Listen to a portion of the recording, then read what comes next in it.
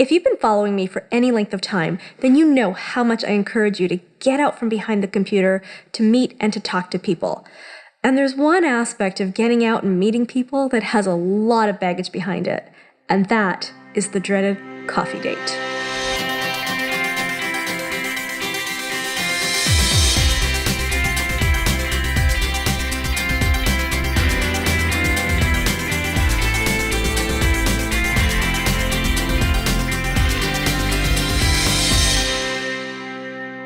Hey there, I'm Nafissa Shireen, and welcome to Living Forward TV, where we bring you actionable content each week to help you build a thriving business you absolutely love all around your personal freedom.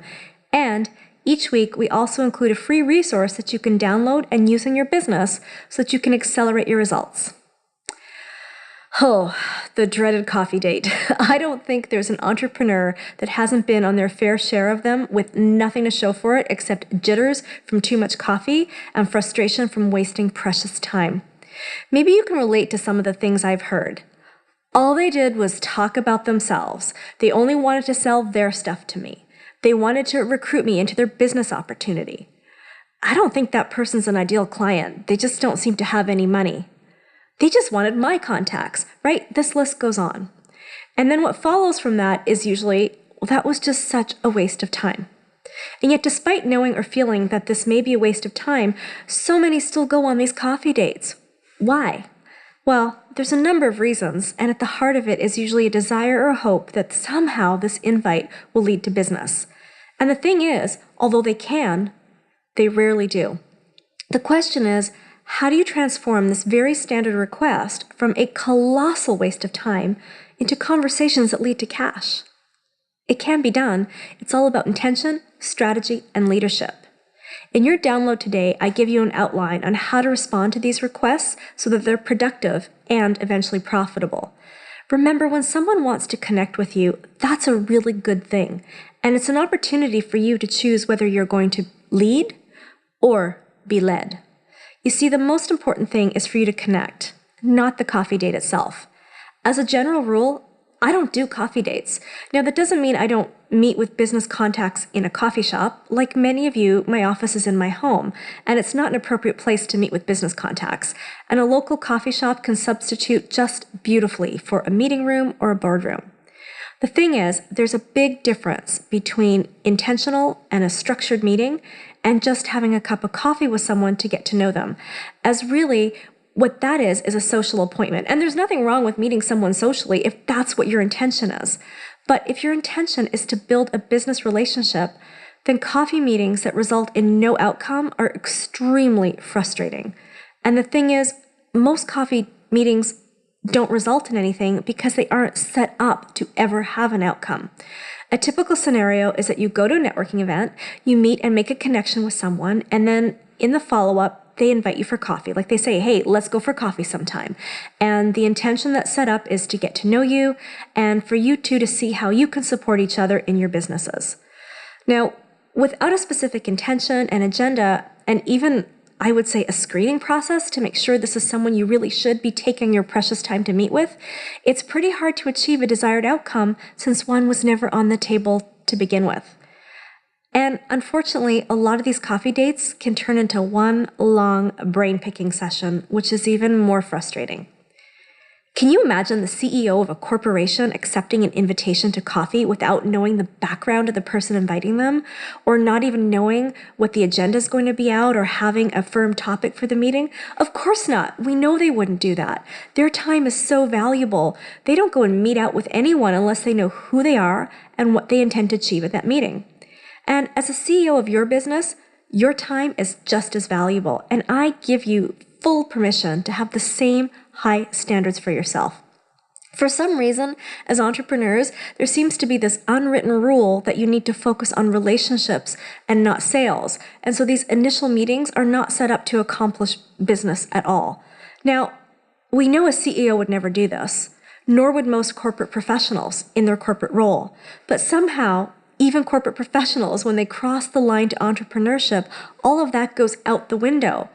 Now, yes, you absolutely want to build and focus on relationships. And most times, a sale is not going to happen in the first conversation. It's not usually appropriate. It's not the time or place to make an offer. It's an exploratory conversation. And even though, however, the conversation is in the introductory stage, it should not be to the exclusion of business outcomes, but rather with a view to it. As I mentioned earlier, when someone wants to connect, it's a good thing. And as the CEO of your business, I invite you to take the lead and make these connections all about business. The most valuable possession you own is your time. And let's be real, to physically go and meet someone takes a lot more time than the meeting itself, especially if you have to commute. If you live outside the city like I do, it can take a full day. And that's why I encourage you to focus on the connection, not the coffee date. And I recommend that you conduct most of these meetings by phone. Actually, let me rephrase that. All of them should be by phone. And from there, you can make a determination if you need to meet in person or if you can accomplish your outcomes on the phone. So how you can script a response to a request for a coffee date is something like this. Thank you so much. I would love to connect. My calendar is quite full in the next few weeks. I love blaming the calendar. It's the boss, and then people don't take it personally. Anyways, you would say, I'd love to connect. And so what I suggest is that we do a virtual coffee by phone or Skype. And then include a link to your booking calendar. And if you don't have a booking calendar, simply give them 2 time slots max to choose from. And keep your time slots short, 15 to 20 minutes.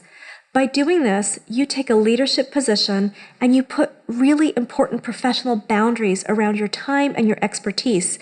And this will prevent any thought or form of brain picking, and this will automatically put a real professional energy around the interaction. And I can't tell you how important this is, especially if the person is going to be a potential client, as the boundaries and expectations you set in your initial interactions will carry over into the client relationship. So you want to get that right from the start. In this initial call, that's where you can find out more about the person. And in our download today, I give you an outline for the call, how to set the intended outcome and how to structure it, and some suggested questions to ask to get the conversation going. 95% of the time, you can accomplish what you need to on the phone. Even if this person is going to be a potential client, most of the time you can set your follow-up and do the next conversation and including the offer on the phone as well. Now, sometimes you may decide that, yes, I would like to take this to the next step and have an in-person meeting. Now, doing that, you'll do it from a place of power and leadership because, one, you'll know who the person is, you'll know what they hope to accomplish, and you'll be able to state your desired outcomes and then set an agenda for the meeting. And how to do that is all in your handout today, of course. Now, guess what? When you do that, you have turned a potential coffee date into a formal meeting. Whether you're the client, the vendor, or a strategic alliance, you're now going to conduct business and achieve your outcomes. If you found today's episode helpful, please share it with someone who you know needs it, and I'd love to have you subscribe to my YouTube channel. And I also want to hear from you.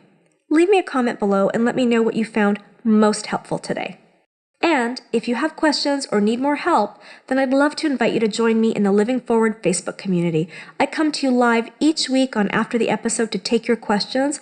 It's also a great place for you to network online and build your business and connections.